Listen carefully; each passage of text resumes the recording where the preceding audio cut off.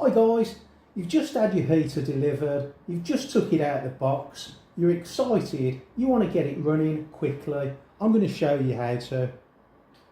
So I'm Andy Fireblade, and this would probably be a good time to click on the subscribe button so you don't lose me, because I've got a load of videos about these heaters that you might be interested in. So you've got it out of the box, you've got a big bag of pipes, clips, clamps, and you've got these instructions that are no use to anybody. They really don't help you get started. So we want to get this thing running as fast as possible, just doing the essential basics so you can see the thing in action.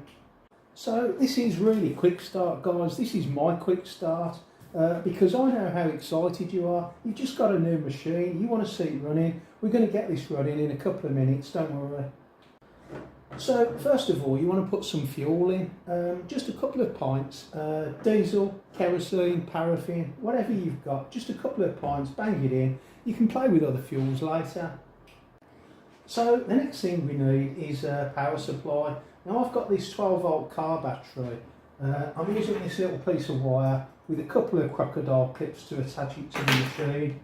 Whatever you do, do not use an intelligent car battery charger.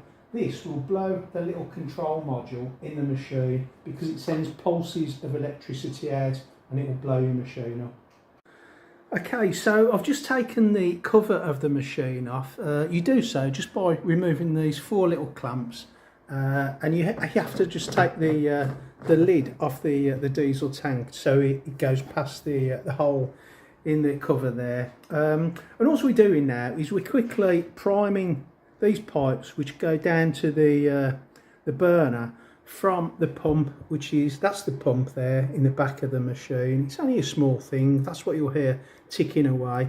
So we do need to see these pipes full of diesel before the machine's going to start, or it just won't start until they're full. So if you just make sure they're full before you try and start the machine, you'll save yourself a lot of hassle.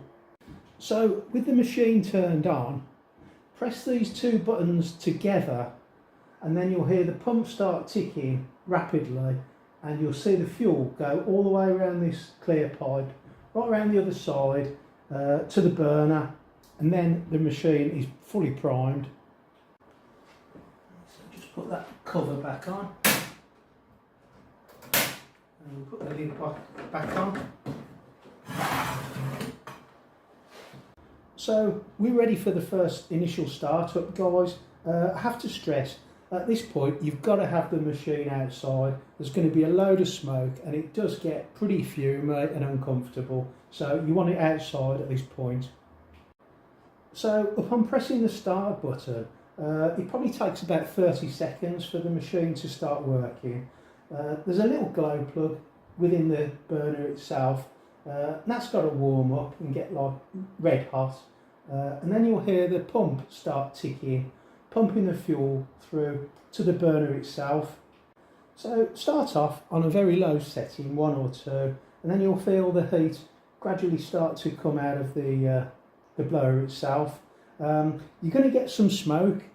This is an initial burn off, I call it. You're going to get a little bit out there and probably a little bit more from under where the exhaust comes out down the bottom. This will last 2 or 3 minutes and you won't get it again.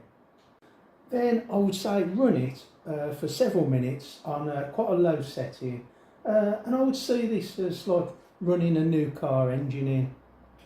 And then after the machine's been, as I said, been running for about several minutes, and if you're like me, you're going to want to turn it right up to full power, which is number 6 on this machine, to see what it's capable of, see how much heat it throws out. And they really do throw out some heat, guys.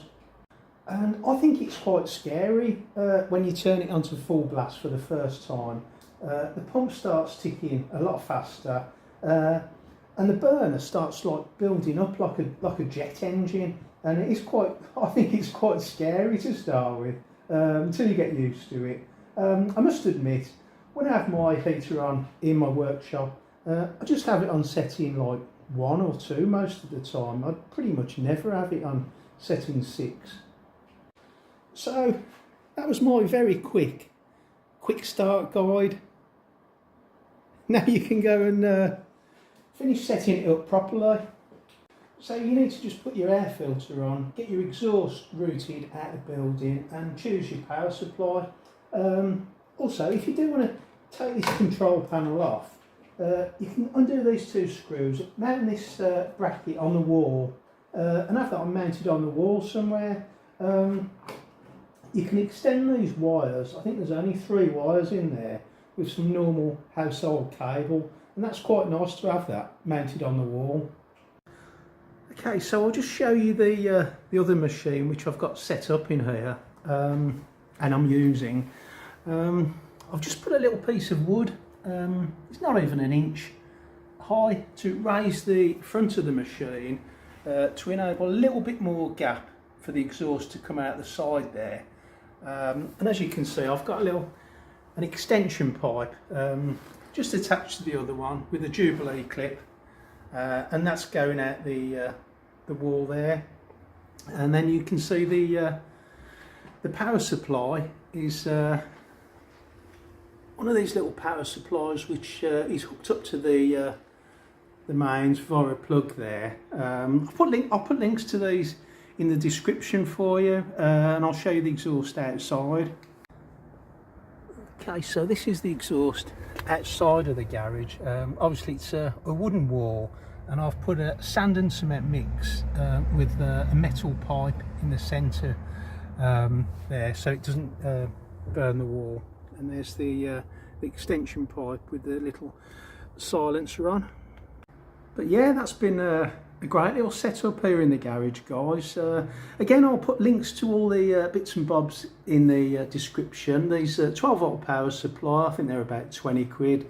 The extension piece for the exhaust, I think they're about £7 or £8, and quite a few other things I'll add in the links, guys. But yeah, I know these heaters are a little bit of a faff to start with. They take a little bit of thinking about and setting up. But once they are set up, they're fantastic. If you have a look at my other videos, which there are many of, just click on my username. You'll find all my other Andy Fireblade. You'll find all my other videos, and you'll see I've got one of these which I used all last year heating my house up. It was absolutely fantastic. Through all the expensive fuel price rises, I had one of these just pumping hot air into my house. That's a great video, if I say so myself. It saved me a lot of money and it kept me nice and warm. So thank you very much for watching, guys. I really appreciate you spending your valuable time with me, and if you haven't already, please give me a little like and subscribe to the channel.